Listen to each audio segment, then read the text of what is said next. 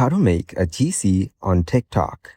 First of all, open up the TikTok application on your phone.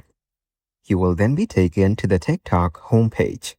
Here, you can explore and view TikTok Reels. Now, go to the bottom panel and tap on Inbox. This is your TikTok chat list. Here, you can view all your chats on TikTok. Now, go to the top left corner and tap on the new group icon. Here, you can select people from your friend list to add to the group. After selecting, tap on Start Group Chat at the bottom. You have now successfully created a group chat on TikTok. Here, you can change the name of the group, add members, or share the group link with other friends.